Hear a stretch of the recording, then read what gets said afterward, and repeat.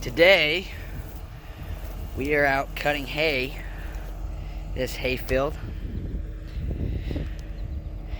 and I just stopped and moved the wheel line out of the way. It was sitting up here so I could open up the field.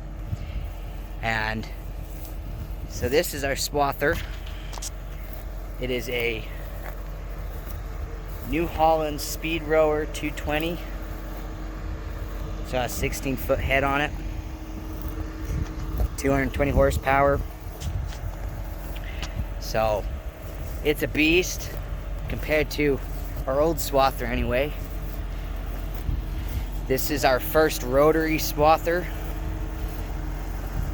or meaning that it has the rotary header on it. It allows us to cut a lot faster than the old sickle mower did.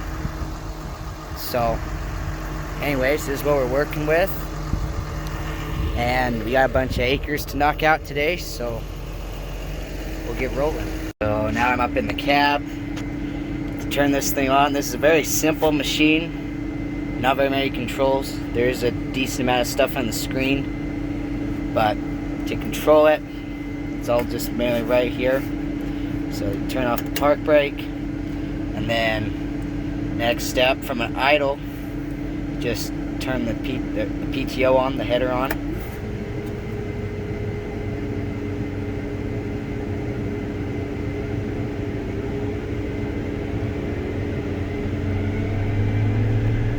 See, it just revved up the RPM. You can see the disc speed and then the engine RPM. And if we come over here and double click this is the RPM switch. You can see it runs up to about 1800 RPM. Discs go about 1800 RPM as well. And then you come down here, push this button. That turns on the GPS, set the header down, and then away we go.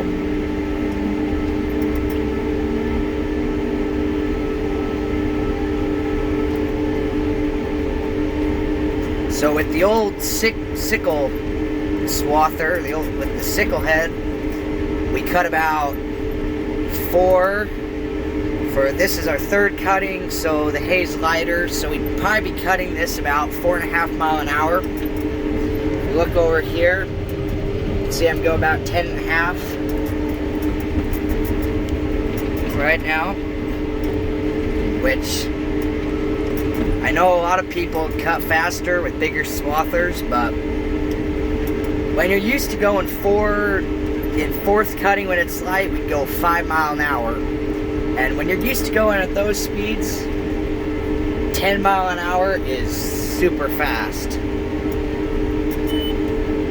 And you get a lot of acres done like this. So, anyways, we just go up and down the field, get it all cut. So that's what we're doing. Just leaves it in a windrow. These aren't very big windrows. The hay's pretty light. We typically would allow a little more growing time, but our irrigation water gets shut off in about a month. So we're gonna, well, less than a month now. So anyways, we're gonna cut it now while it's still fairly short, and then we'll grow it again and hopefully get a little bit of a fourth cutting off of it. So, yeah. What we do, up and down, making windrows. So I'm cutting up by these pipes, you can see. Go over there too. Each of those pipes cover a riser, we call it, and that just comes up out of the ground. There's a pipe running under the ground that feeds those risers, and you hook a hose to the riser. Now that's what supplies water to the wheel lines over there. There's a wheel line there and a wheel line over there on that side of the field. So that's what all those pipes are for, just to help us see, and so we don't hit them accidentally, which we still could hit them, but at least we can't use the excuse that we didn't see them. So anyways, I upped my speed a little bit. I'm going about 11.5 to 12 mile an hour. And so right now I probably need to be going a little bit slower. It's kind of rough. But anyways, so we have this rock spot here. I cut up from here to the road, and now I just made it past it. I did my 2 passes going all the way around it. Now we're just gonna cut this pass down to this other rock spot, so then we'll get that strip. So this is where GPS is super nice. If I didn't have GPS, I couldn't be cutting down the middle of the hay field. Or if I attempted it, it would not be straight at all because there's nothing to follow. So that's where having GPS to do this makes it super nice. You can see we're coming up. There's this rock spot down the hill. So we're gonna get to the rock spot, and then I gotta cut around it. And then we'll get this strip over here cut. So now we're cutting around this big rock spot. Kind of come over here.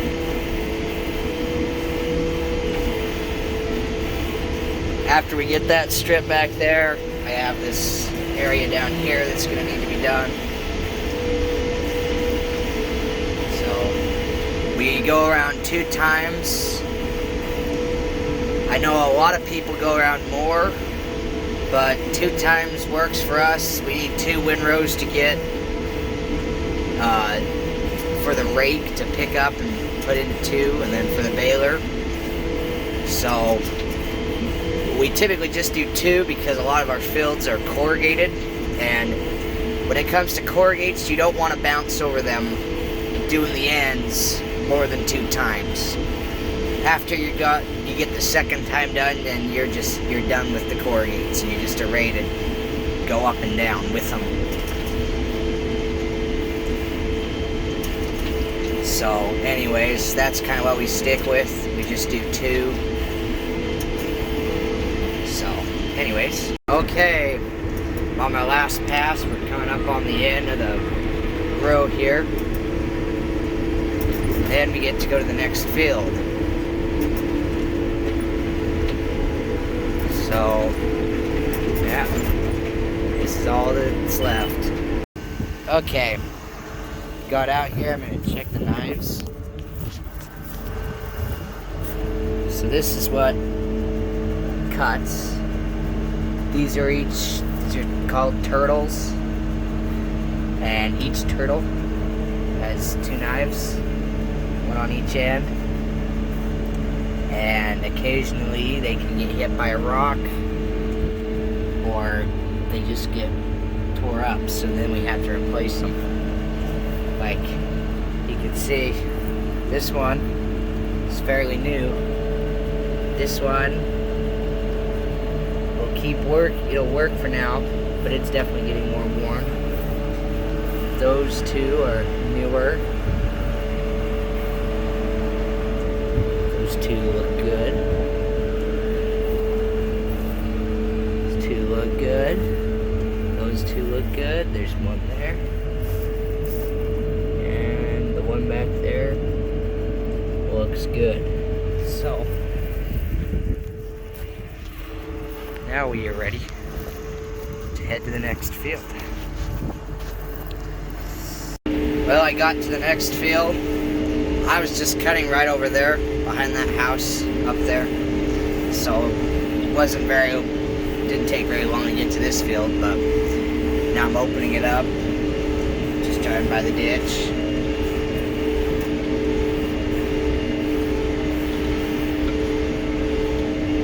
only going about 2 miles an hour right now because of how rough the core gates are. That is why we only go around 2 times instead of, well, we could go around 4. But it's just makes it a little bit easier with just 2. Even though it can be a lot more convenient with 4, but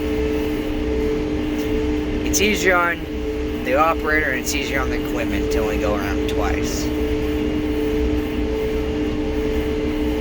So this is one of the slowest parts about swathing, opening up the field. So okay, I've got most of this field done. Not much left to do. Just to there. Done all that. But anyways, we got one more field after this. This field gets kind of annoying because you get it going 12 miles an hour, about 10-15 seconds later you're at the other end of the field. So all you do is turn around. So that's what makes it hard to film in this field. I'm always turning around. But now I'm cutting along the bottom of this last field that I have to do today. And there's a drain ditch down here. And there's this section right here where it's seeping out into the field a little bit. So I had to just leave a little bit to avoid getting the swather stuck. And I know from experience that these swathers do not take much at all to get stuck. It takes very little. So anyways, we just have to leave that. It's not that much hay. The only thing is it doesn't look the best. But I'd rather leave a little hay and have to look at it uncut like that than get a swather stuck and have to get a tractor down here to pull it out. So that's always the most stressful part about swathing, is opening up the field, that outer strip, because if there's any water in the field, it's going to be on the outside. So, and you can't see anything. All you see up there is hay. So you don't know if there's water or mud or what the ground conditions are like because you can't see them. So anyways, but now that that's over, I know that there can't be any water in the field. So now I don't have to worry about getting stuck. Well, I was cutting along and I heard a very loud noise, and I get out and I look. That knife should look like that, not like that. That one's kind of bent too. And something happened right in this area. We can bend that back though. And this here is the culprit. Just that. Not even that big.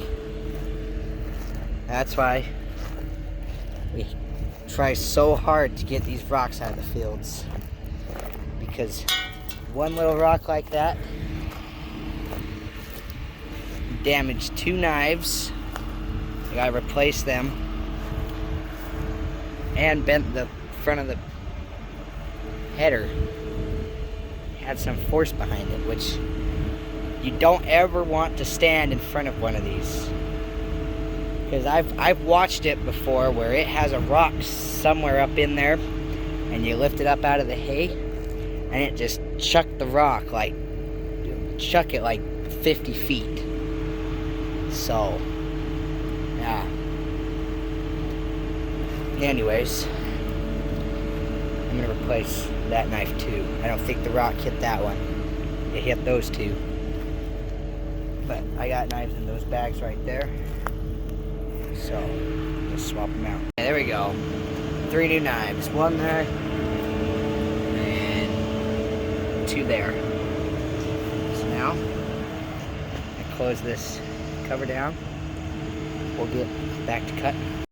Okay, now I'm about halfway across this last field. It's about 18 acres. Doing about 20 acres an hour right now. So in theory, it should take an hour to do this whole field. But that doesn't take into account this turning around. So it's going to take a little bit longer than that. But anyways, we're getting close. Okay, here you can see how fast I get to the other end. I got going right before I started the camera, and I'm halfway to the other end.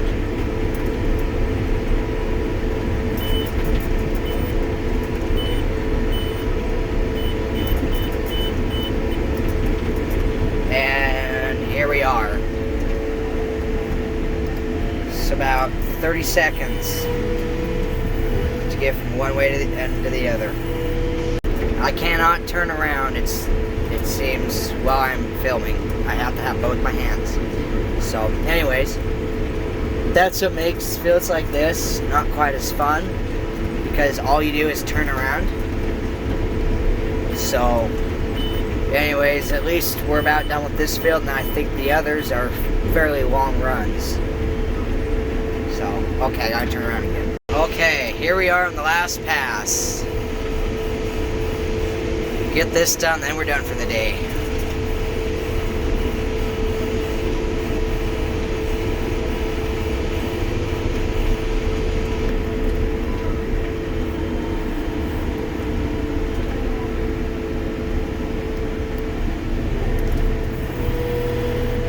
And there we go. Another field done.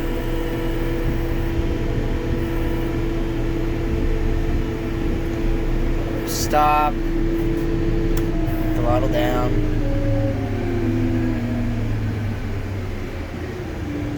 and push this down. That turns off the header.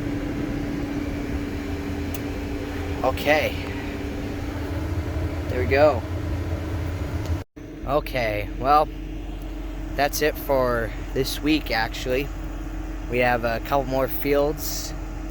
They're going to need cut, but we turned the water off of them just yesterday or the day before, so they're not going to be ready till next week. They need a few days to dry out the ground. So anyways, hopefully I can get at least one more video made of swathing, and then we'll be getting into raking and baling this hay up. Hopefully towards the beginning of next week as well. We've had really good drying weather. It's been super warm into the hundreds, and then there's a good breeze blowing all day today. So if we can keep that, this stuff will dry out pretty fast. So anyways, that's going to be it for this video, and thanks for watching.